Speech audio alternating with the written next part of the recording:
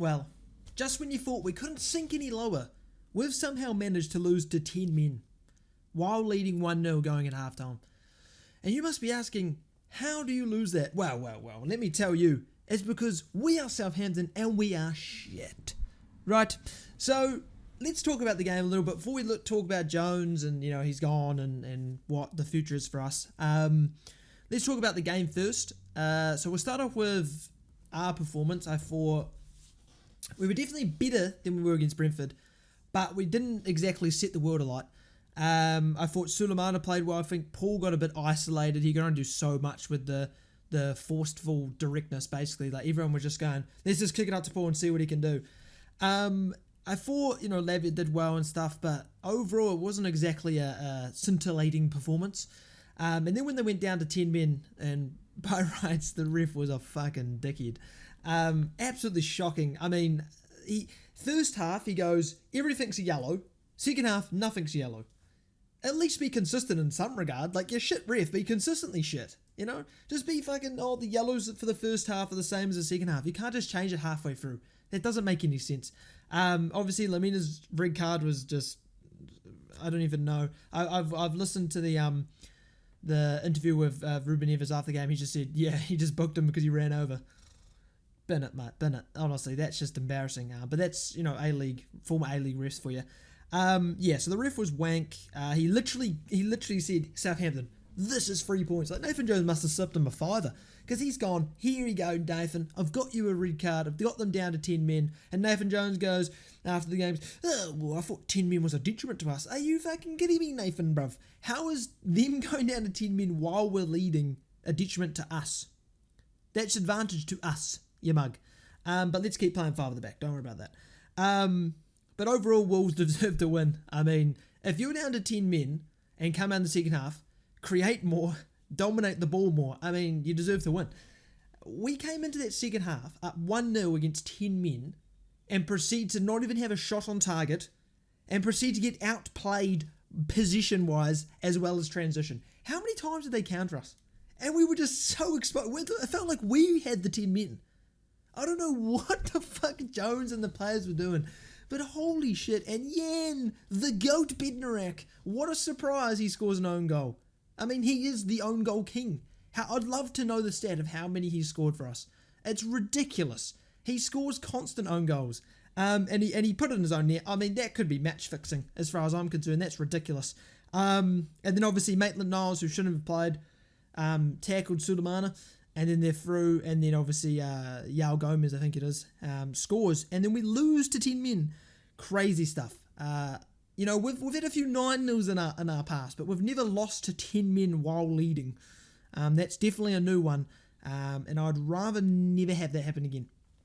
But yeah, Wolves deserved the win. Ref was shit. We were borderline bang average in the first half, even though Jones came out and said, we were excellent in the first 60. Were we? We're playing against 10 men and they still were better than us. Like, what are you talking about? And that's the difference in levels of managers.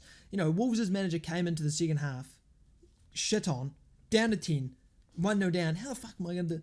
And he does it. He changes his system, changes tactics, brings better players on, blah, blah, blah, right? What do? 10 men, 5 at the back. Like, holy Christ, Jones. I'm glad you're gone because you're a muppet. And you just talk shit as well. But yeah, so that's the difference between a good manager and then Nathan Jones. But statistically, for our best manager in Europe. So what does that mean? Does that mean he's second best in Europe after the Wolves manager? No, who knows? But yeah, so that's that for that game. It was a pretty bang average performance, really. Nothing too special. Obviously, as I said, better than Brentford, but I mean, Brentford was fucking horrid. But now let's talk about the GOAT Nathan. So he's done so much for this club. He just wants to settle down with a nice Welsh girl, I heard. Oh, no, sorry. He doesn't want that. He wants to push himself. Well, you can push yourself back down to the fucking championship, mate, because we don't want you. You're a mug. And I'm glad you're gone. You've literally been, I think, statistically, by far, the worst manager we've ever had in the Prem for the last, was it 10 years or 12 years or something like that? We had like 6 managers in that thing, and he's worse than Mark bloody Hughes. Who would have thought someone could be worse than Mark Hughes and Pellegrino? We found him. It's mind-blowing stuff. But yeah, Nathan Jones, I'm glad you're gone. I'm going to miss your absolute stupidity in press conferences where you're going to go and talk fucking waffle. I'm the pound for pound best manager in Europe. You're never going to live that down, brother. You're never going to live that down ever. And then the second one, which was a good one. I wasn't the greatest footballer, but I was definitely the fittest human being on earth. Nathan, shut up, dude. Like, fucking, what is this waffle you're fucking talking about, brother? Yeah, so, I mean, he should have gone after the Brentford game. It was awful. We were in bad form. He made us worse and then proceeded to chat shit. He didn't deserve the Wolves game to even try and save his tenure. But then he produced one of the worst things I've ever seen, losing to 10 men when you're winning. So I guess that was the icing on the cake for Nathan Jones. He can fuck off back to the Championship or League One, maybe League Two. I've heard Mark Hughes is down in League Two, I think, or League One of the two. But yeah, moving forward, manager-wise, I don't have a clue who's going to want to come here. It's not exactly like we're a no-go, right? We're only, 4 points relegation. It's very easy to turn around. 16 games left, I do believe. So it's not as if we're a sinking ship, we're done, we're finished, we're the Titanic, we're sunk, right? It's not exactly that way. You know, definitely in a rough spot, definitely going to need a fucking kick up the arse, a bit of a miracle worker to definitely produce something. But we're definitely not out of the running. We're definitely not relegated yet. But it's definitely a massive concern. Normally, like previous seasons, not as much of a concern. Even though we were sitting around there maybe at this time, be like, nah, we're fine. And then we end up being fine. But this time, it's not that case. I don't know who we're getting in. My personal preference, obviously, whether it's realistic or not. Ziding's done, imagine. But someone, I want the Marcelo Gallardo. I think, I'll be honest, I probably butchered it, bruv. The former River Plate manager, who's also, I think, wanted by Leeds. I want him. There's just something about him that I like, right? I'm like, it's like a gut, you get your gut feeling, right? When I'm looking at Gerrard, I'm thinking, fuck off. Frank Lampard, fuck off. Jesse March, I wouldn't be against Jesse March, but he's not exactly a tactical prowess, right? But he definitely, like, Leeds were playing some good stuff at times. At least that's better than Jones, because Jones playing fucking awful shit every week. And I think Jesse March is the favourite at the moment, but obviously I don't particularly believe rumours or anything until it's confirmed by Southampton, because there's a bunch of people on Twitter that waffle wank, right? And it's the same with transfers. I don't believe anyone until it's actually come out by the club. Or Fabrizio Romero, I guess, to an extent. He's not like 100%, but he's definitely, on the ball most of the times. But yeah, my preferred manager would be Gallardo, but I don't even know if that's how you start. Oh, fucking who cares? I mean, there's not exactly many managerial appointments we can make. I don't believe we'll get him in before Chelsea. We'll probably, what was it, Ruben Sellers? Butchering names, left, right and centre. I do believe he's taking charge of Chelsea, so they probably won't get a manager in before then.